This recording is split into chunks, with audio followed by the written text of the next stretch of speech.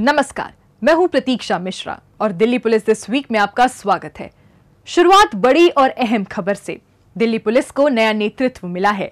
जी हां, वरिष्ठ आईपीएस अधिकारी शशि भूषण कुमार सिंह को दिल्ली का नया पुलिस आयुक्त नियुक्त किया गया है। जाहिर है, उनके नेतृत्व में दिल्ली पुलिस सफलता की नई ऊंचाई छुएगी। वह पुलिस के प्रति आम नागरिकों का भरोसा और भी ज्यादा मजबूत होगा। एक रिपोर्ट। 1988 बैच के एगमुड कैडर के वरिष्ठ आईपीएस अधिकारी शशि भूषण कुमार सिंह ने दिल्ली पुलिस आयुक्त के रूप में कार्यभार संभाल लिया है। उन्होंने पूर्व पुलिस आयुक्त संजय अरोरा की जगह ये जिम्मेदारी ग्रहण की है, जिनका कार्यकाल 31 जुलाई 2025 को समाप्त हो गया। कार्यभार संभालने से पूर्व नवनियुक्त पुलिस आयुक्त को दिल्ली पुलिस मुख्यालय में गार्ड ऑफ ऑनर दिया गया। इसके पश्चात उन्होंने दिल्ली के उपराज्यपाल विनय कुमार सक्सेना से भी शिष्टाचार भेंट की। नवनियुक्त पुलिस आयुक्त एसपी के सिंह का 3 दशकों से अधिक का पुलिस सेवा काल काफी दिलचस्प रहा है। वो दिल्ली पुलिस में विशेष आयुक्त लॉ एंड ऑर्डर, विशेष आयुक्त इंटेलिजेंस, संयुक्त आयुक्त क्राइम ब्रांच, अतिरिक्त आयुक्त आर्थिक अपराध शाखा और उपायुक्त पुलिस मध्य जिला व उपायुक्त पुलिस उत्तर पूर्वी जिला जैसे महत्वपूर्ण पदों पर रह चुके हैं। इसके साथ साथ अरुणाचल प्रदेश पुलिस और मिजोरम पुलिस को भी बतौर डीजीपी वो अपना कुशल नेतृत्व प्रदान कर चुके हैं। जून 2022 से वो दिल्ली होमगार्ड्स के महानिदेशक के पद पर कार्यरत हैं। अब उन्हें दिल्ली पुलिस आयुक्त का अतिरिक्त प्रभार सौंपा गया है। जाहिर है, उनकी प्रशासनिक दक्षता, निर्णायक नेतृत्व क्षमता और व्यापक अनुभव दिल्ली की कानून व्यवस्था को और अधिक सुदृढ़ बनाने में अहम भूमिका निभाएगा और दिल्ली पुलिस की छवि में और निखार आएगा। इससे पहले पूर्व पुलिस आयुक्त संजय अरोरा को दिल्ली पुलिस द्वारा सम्मान पूर्वक विदाई दी गई। इसके लिए किंग्सवे कैंप स्थित न्यू पुलिस लाइंस में आयोजित फेयरवेल सेरेमोनियल परेड में उन्होंने परेड की सलामी ली और अपने सहयोगियों का आभार व्यक्त किया। अपने कार्यकाल के दौरान उन्होंने दिल्ली की सुरक्षा व्यवस्था को मजबूत बनाए रखने में उल्लेखनीय योगदान दिया है, जिसे हमेशा याद रखा जाएगा।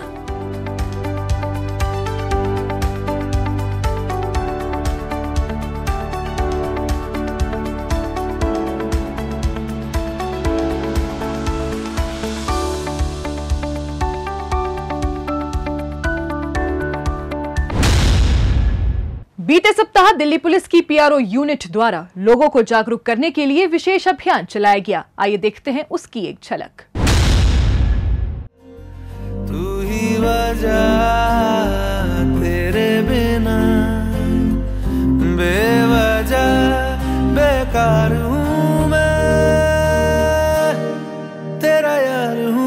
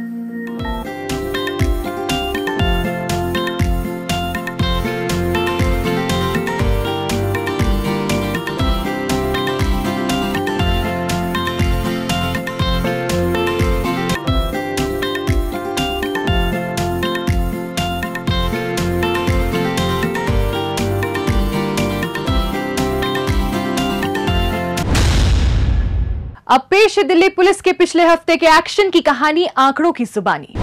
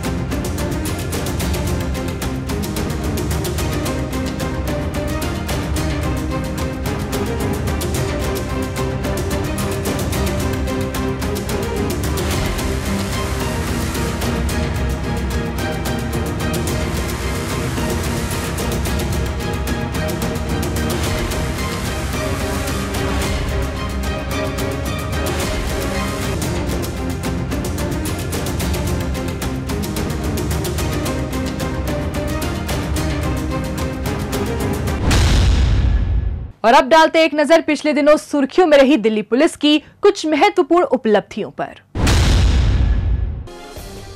दिल्ली पुलिस क्राइम ब्रांच की टीम ने जुलाई 2024 में अलीपुर इलाके में हुए एक शख्स के ब्लाइंड मर्डर की गुत्थी को सुलझाया है। इस मामले में पुलिस ने सोनिया नाम की एक महिला और उसके प्रेमी रोहित को गिरफ्तार किया है। आरोपी महिला पीड़ित व्यक्ति की पत्नी थी, जिसने सुपारी देकर अपने प्रेमी रोहित और एक अन्य रिश्तेदार की मदद से अपने पति की हत्या की साजिश रची थी। हत्या के बाद आरोपियों ने पीड़ित की लाश को हरियाणा के गन्नौर स्थित एक नाले में फेंक दिया, जिसके बाद आरोपी महिला ने अलीपुर थाने में अपने पति की गुमशुदगी की झूठी रिपोर्ट दर्ज कराई थी। लगातार उस मामले की जांच पड़ताल में जुटी पुलिस ने जब मृतक के मोबाइल को ट्रैक करना शुरू किया तो उसका मोबाइल फोन आरोपी रोहित के पास मिला, जिसके बाद पुलिस का रोहित के ऊपर शक गहरा गया, जिसकी गिरफ्तारी से उस हत्याकांड का खुलासा हुआ। इसके बाद पुलिस ने जब आरोपी सोनिया और रोहित को गिरफ्तार कर उनसे गहनता से पूछताछ की तो दोनों ने अपना जुर्म कबूल कर लिया। ये एक बहुत बड़ी कॉन्स्पिरेसी थी। इसमें हमें पता चलता है कि पिछले साल 5 तारीख को जुलाई में एग्जैक्टली 1 साल पहले इसकी वाइफ गन्नौर सोनीपत में अपनी बहन के घर गई हुई थी। तो इसकी वाइफ ने वहाँ पे इसको जब ये लेने गया प्रीतम प्रकाश अपनी वाइफ को गन्नौर में सोनीपत में, तो वहाँ पे उसकी जो बहन का देवर था विजय, उस देवर ने इसको शराब पिलाई प्रीतम प्रकाश को और उसके बाद उसका मर्डर करके उसको एक नाले में फेंक दिया। पुलिस द्वारा आगे की कार्रवाई की जा रही है। इंस्टाग्राम पर एक युवती को उसकी आपत्तिजनक तस्वीरें भेजकर ब्लैकमेल करने वाले आरोपी प्रभात चौधरी को उत्तर पश्चिमी जिले के साइबर पुलिस स्टेशन की टीम ने गिरफ्तार किया है। आरोपी और पीड़ित युवती एक दूसरे को जानते थे। पीड़िता को ब्लैकमेल करने के इरादे से आरोपी ने पहले एक फर्जी इंस्टाग्राम अकाउंट बनाया, जिसके जरिए ये उसे अश्लील तस्वीरें भेजकर जबरन वसूली करने लगा। जैसे ही इसकी भनक पीड़ित युवती के भाई को लगी तो उसने साइबर पुलिस स्टेशन में शिकायत दर्ज करा दी। मामले की गंभीरता को देखते हुए पुलिस टीम ने गहनता से जांच पड़ताल की और टेक्निकल सर्विलांस की मदद से आरोपी को यूपी के बुलंदशहर से धर दबोचा। पुलिस ने आरोपी के कब्जे से एक मोबाइल फोन भी बरामद कर लिया है। दक्षिण पश्चिमी जिले के साइबर पुलिस स्टेशन की टीम ने साइबर जालसाजी में लिप्त गैंग का भंडाफोड़ करते हुए 5 आरोपियों को गिरफ्तार किया है। पकड़े गए आरोपी एक नामी बैंक के कर्मचारी बनकर लोगों को उनके क्रेडिट कार्ड रिवॉर्ड पॉइंट्स को रिडीम करने के लिए कॉल किया करते थे, जिसके अंतर्गत लोगों से उनके क्रेडिट कार्ड का नंबर, OTP सहित अन्य जरूरी जानकारी लेकर उनके बैंक खातों से अपने फर्जी बैंक खातों में रकम ट्रांसफर करवा लेते थे, जिसे बाद में ATM के जरिए निकाल लिया जाता था। इसी तरीके से आरोपियों ने एक शख्स से 96,000 रुपए की ठगी की थी। उस मामले की शिकायत मिलने पर पुलिस ने टेक्निकल सर्विलांस और रकम ट्रांसफर में इस्तेमाल खातों की छानबीन करते हुए पहले 2 आरोपी अतुल और सनी को उत्तम नगर इलाके से दबोचा। इनसे की गई पूछताछ के आधार पर पुलिस अन्य 3 आरोपियों को भी गिरफ्तार करने में कामयाब रही। पुलिस ने आरोपियों के कब्जे से धोखाधड़ी में इस्तेमाल 10 मोबाइल फोन, एक POS मशीन, अलग अलग बैंकों की 10 स्टाम्प और 7 पेमेंट QR कोड भी बरामद कर लिए हैं। क्राइम ब्रांच ने टिल्लू ताजपुरिया गैंग के शार्प शूटर मंजीत उर्फ दादा को सलाखों के पीछे पहुंचाया है। आरोपी मंजीत विदेश में बैठे दीपक पकास्मा के सीधे संपर्क में था, जो आजकल टिल्लू ताजपुरिया गैंग को ऑपरेट कर रहा है। उसी के इशारे पर आरोपी ने अपने 2 अन्य साथियों के साथ मिलकर अलीपुर इलाके में अपने विरोधी गोगी गैंग के सदस्य करण थापा की गोलियों से भूनकर हत्या कर दी थी। घटना के बाद ताबड़तोड़ छापेमारी करते हुए पुलिस ने इसके एक साथी को तो गिरफ्तार कर लिया था, लेकिन ये फरार चल रहा था। इसकी धरपकड़ में लगी क्राइम ब्रांच को गुप्त सूचना मिली कि अलीपुर इलाके में हुई करण थापा की हत्या की वारदात में शामिल आरोपी मंजीत सरोजनी नगर इलाके में अपने किसी साथी से मिलने के लिए आने वाला है। इसी आधार पर क्राइम ब्रांच ने संभावित स्थान पर जाल बिछाया और मुठभेड़ के बाद आरोपी को धर दबोचा। नई दिल्ली रेंज की टीम ने मंजीत इलियास दादा, एक ड्रेडेड गैंगस्टर है, क्रिमिनल है, उसको अरेस्ट किया है। ये रोहतक हरियाणा का रहने वाला है, खरकोदा के पास इसका गांव है। ये लड़के ने का 5 या 6 केस में क्रिमिनल इन्वॉल्वमेंट पहले था और एक मार्च के महीने में 28 मार्च को करण इलियास थापा करके एक वो भी गैंगस्टर ही था, उसका मर्डर हुआ था। उस मर्डर केस में मंजीत इलियास दादा, जिसको क्राइम ब्रांच ने अरेस्ट किया है, उसने फायरिंग की थी, मेन रोल था उसका फायरिंग करने वाले में। इसको एक ब्रीफ एनकाउंटर के बाद क्राइम ब्रांच की टीम ने इसको गिरफ्तार किया है। पुलिस ने आरोपी के कब्जे से एक पिस्टल और एक मोटरसाइकिल भी बरामद कर ली है। दिल्ली पुलिस ने एक महिला सांसद से हुई सनसनीखेज चेन स्नैचिंग की वारदात को सुलझाते हुए आरोपी सोहन रावत को गिरफ्तार किया है। आरोपी पर 26 आपराधिक मामले दिल्ली के अलग अलग थानों में पहले से दर्ज हैं। चाणक्यपुरी इलाके में एक महिला सांसद से हुई चेन झपटमारी की सूचना पुलिस को मिली थी, जिसके तहत दिल्ली पुलिस ने आरोपी की धरपकड़ के लिए कई जिलों की टीमों का गठन किया था। पुलिस ने आरोपी की पहचान करने के लिए घटना स्थल के पास लगे सीसीटीवी कैमरे की पड़ताल की और अपने मुखबिर तंत्र को भी एक्टिव कर दिया। इसी का नतीजा रहा कि पुलिस आरोपी सोहन को गिरफ्तार करने में कामयाब रही। ये चेन स्नैचिंग 4 अगस्त को सुबह चाणक्यपुरी में रिपोर्ट हुआ था, जिसमें ऑनरेबल एमपी के साथ ये घटना, दुर्भाग्यपूर्ण घटना घटी थी। इस बाबत अलग अलग टीमें गठित की गई थी और इसमें सबसे बड़ा हमारा जो हथियार था वर्कआउट करने के लिए, वो हमारा सीसीटीवी फुटेज था। उन कैमरों की मदद से हमें इनिशियली लीड्स मिली। हमने स्नैचर की बाइक, जिस स्कूटी पर स्नैचिंग हुई थी, उसको ट्रेल किया। कैमरों की मदद से हमने बिल्कुल उसका बैकवर्ड फॉरवर्ड मूवमेंट देखा कि वो कहाँ कहाँ गया है। उसकी मदद से हमें उसके मूवमेंट ट्रैक कर पाए। साथ ही साथ हमने अपनी टेक्निकल सर्विलेंस और लोकल इंटेलिजेंस की मदद से स्नैचर को आइडेंटिफाई किया। पुलिस ने आरोपी के कब्जे से महिला सांसद से झपटी गई चेन सहित चोरी की 2 स्कूटी और 4 मोबाइल फोन भी बरामद कर लिए हैं। क्राइम ब्रांच की साइबर सेल ने ठगी करने वाले अंतर्राज्य गैंग का पर्दाफाश करते हुए 4 आरोपी सनी मिश्रा, कुलदीप कुमार, गौरव और सुमित प्रधान को गिरफ्तार किया है। पकड़े गए आरोपी अभी तक 100 करोड़ रुपए की ऑनलाइन धोखाधड़ी कर चुके हैं। लोगों से ठगी करने के मकसद से ये सोशल मीडिया प्लेटफॉर्म और फर्जी ऑनलाइन वेबसाइट पर हाई रिटर्न का झांसा दिया करते थे। जब लोग इनके झांसे में फंस जाते थे तो ये बड़े ही शातिराना तरीके से उनसे अपने फर्जी बैंक खातों में रकम ट्रांसफर करवा लिया करते थे। इनकी जालसाजी का शिकार बने एक ऐसे ही शख्स ने अपने साथ हुई ठगी की शिकायत साइबर सेल में दर्ज कराई थी। इस पर पुलिस ने तहकीकात करते हुए आरोपियों की लोकेशन को पंजाब के लुधियाना में ट्रैक कर लिया। इसके बाद पुलिस की एक टीम लुधियाना स्थित इनके ठिकाने पर पहुंची और आरोपियों को गिरफ्तार कर दिल्ली ले आई। पुलिस ने आरोपियों के कब्जे से ठगी में इस्तेमाल 7 मोबाइल फोन भी बरामद कर लिए हैं।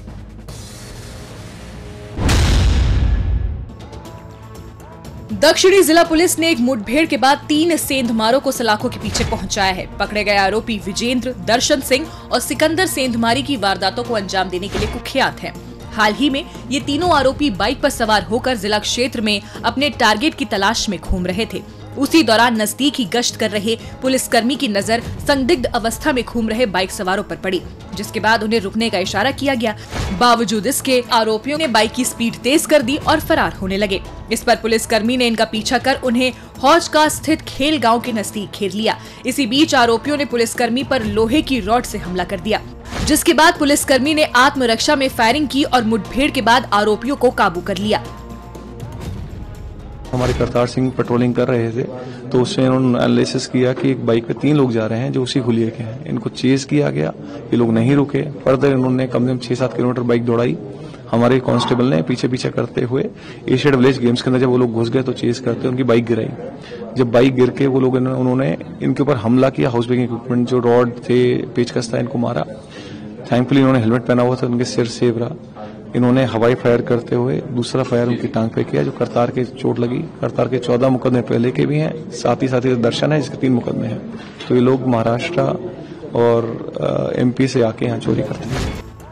पुलिस ने आरोपियों के कब्जे से सेंधमारी में इस्तेमाल औजार और एक मोटरसाइकिल भी बरामद कर ली है। अवैध हथियार बनाकर सप्लाई करने वाले गिरोह का दिल्ली पुलिस क्राइम ब्रांच की टीम ने भंडाफोड़ किया है। इस सिलसिले में पुलिस ने गिरोह के सरगना बिलाल खान और उसके साथी साहिल को गिरफ्तार किया है। इनकी गिरफ्तारी से पुलिस राजस्थान के डीग, भरतपुर जिले में स्थित अवैध हथियार बनाने वाली फैक्ट्री का भंडाफोड़ करने में भी कामयाब रही। दिल्ली एनसीआर में आपराधिक गतिविधियों पर पूरी तरह से लगाम कसने के लिए सख्ती से कार्रवाई करने में जुटी पुलिस को एक महत्वपूर्ण सूचना मिली कि एक शख्स अवैध हथियारों की सप्लाई करने के लिए द्वारका के बामनोली इलाके में आने वाला है। इसी आधार पर पुलिस फौरन मौके पर पहुंची और बिजवासन बामनोली रोड पर ट्रैप लगाकर आरोपी बिलाल को अपनी गिरफ्त में ले लिया। आरोपी बिलाल से पूछताछ के दौरान मिली जानकारी के आधार पर पुलिस अन्य आरोपी साहिल को भी गिरफ्तार करने में कामयाब रही। क्राइम ब्रांच में एक रजिस्टर हुआ था एक्सटॉर्शन का केस। उस एक्सटॉर्शन के केस में जो गैंग था ये जितने भी ट्रक्स आते हैं दिल्ली में उनको रोककर उनसे एक्सटॉर्शन किया करते थे, कुछ पैसे ले लिया करते थे, उनको हथियार देकर दिखाकर डराया करते थे। तो उस केस में एक हमें वेपन का सोर्स पता लगा था बिलाल नाम का। और कुछ दिन पहले हमने डीग में एक और रेड करी थी जिसमें बड़ा जखीरा 13 हथियारों का उसमें भी पकड़ा गया था। तो उस वाले केस में भी हमारा जो सोर्स ऑफ वेपन था वो बिलाल था। तो जब बिलाल का नाम 2 केसेस में आया तो हमने उस पर तफ्तीश शुरू करी और इस डीग में जाके उसका जो पूरा मैन्युफैक्चरिंग हब था और जितने जो उसके हथियार बनाने के जितने औजार थे वो पकड़े। पुलिस ने आरोपियों के कब्जे से 18 हथियार और हथियार बनाने में इस्तेमाल की जाने वाली सामग्री भी बरामद की है। नकली जीवन रक्षक दवाइयां बनाकर उन्हें सप्लाई और बेचने वाले अंतर्राज्यीय गैंग का क्राइम ब्रांच ने भंडाफोड़ किया है। इस सिलसिले में पुलिस ने गैंग के मास्टरमाइंड राजेश मिश्रा सहित 6 आरोपियों को गिरफ्तार किया है। गैंग के सरगना राजेश मिश्रा ने हरियाणा के जींद और हिमाचल प्रदेश के बद्दी में नकली दवाई बनाने की फैक्ट्री लगा रखी थी, जहां निर्मित दवाइयों को उत्तर भारत के अलग अलग राज्यों में सप्लाई किया जाता था। क्राइम ब्रांच को मुखबिर से सूचना मिली थी कि अवैध दवाओं के कारोबार में संलिप्त गैंग के सदस्य नकली दवाई की डिलीवरी करने के इरादे से दिल्ली आने वाले हैं। खबर पुख्ता हो जाने के बाद पुलिस ने सिविल लाइन स्थित पेट्रोल पंप के नजदीक ट्रैप लगाया और मोहम्मद आलम और मोहम्मद सलीम नाम के 2 आरोपियों को गिरफ्तार कर लिया। इसके बाद आगे की कार्रवाई जारी रखते हुए पुलिस ने अन्य 4 आरोपियों को भी थर दबोचा। पुलिस ने जींद और बद्दी में चल रहे नकली दवाई बनाने वाले फैक्ट्री को सीज करते हुए आरोपियों के कब्जे से भारी मात्रा में नकली दवाइयां भी बरामद कर ली हैं।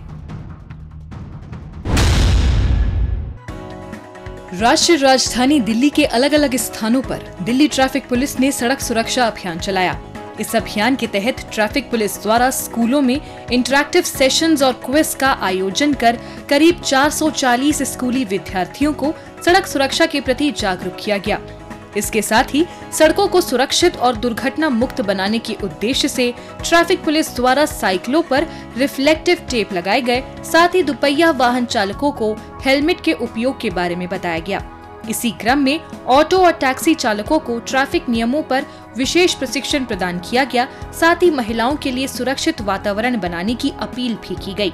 इसके साथ ही दिल्ली के प्रमुख चौराहों पर ऑन ग्राउंड ड्राइव के जरिए करीब 9,850 लोगों से सीधा संवाद कर सड़क सुरक्षा का संदेश दिया गया।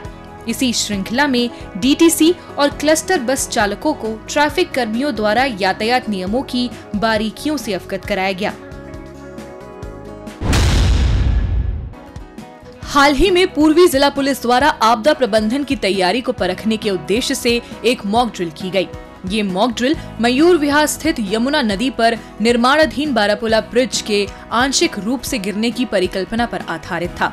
इस दौरान दिल्ली पुलिस कर्मी, फायर ब्रिगेड और चिकित्सा दल तुरंत घटना स्थल पर पहुंचे और राहत एवं बचाव कार्य को करते हुए घायलों को प्राथमिक उपचार देने का अभ्यास किया।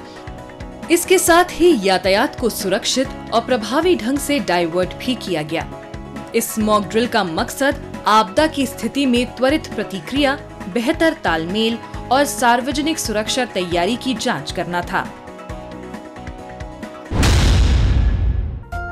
द्वारका जिला पुलिस द्वारा द्वारका के सेक्टर 9 स्थित आरडी राजपाल स्कूल में साइबर जागरूकता कार्यक्रम आयोजित किया गया। इस दौरान पुलिस कर्मियों द्वारा विद्यार्थियों के साथ साथ शिक्षकों को साइबर अपराध से बचाव के तौर तरीके सिखाए गए। साथ ही उन्हें सोशल मीडिया का उपयोग करते समय बरती जाने वाली सावधानियों के बारे में भी विस्तार से बताया गया। दिल्ली पुलिस दिस वीक में आज बस इतना ही। अगले हफ्ते दिल्ली पुलिस की कुछ और ताजा तरीन खबरों के साथ हम फिर होंगे हाजिर। लेकिन आपको हमारा ये कार्यक्रम कैसा लगा, कमेंट बॉक्स में अपनी राय लिखकर हमें जरूर बताएं। नमस्कार।